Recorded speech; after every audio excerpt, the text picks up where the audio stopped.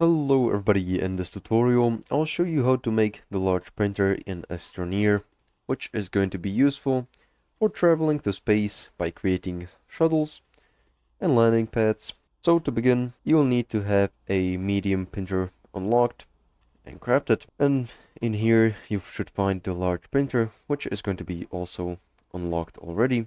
And you'll need 3 times compound. Compound can be found on any planet, on the surface or underground, or you can make it inside of the soil centrifuge from some soil. And to make the large printer, you want to fill up a medium printer with 3 times compound, and then just click the green button once you have all of the materials you'll need. Also, you'll need to have a large platform, which can also be made inside of the medium printer. You can use the large platform A or B. There is only a difference in the amount of slots that you'll have on the hand at the platform, and you don't need to have that many of them, so you can use the A platform.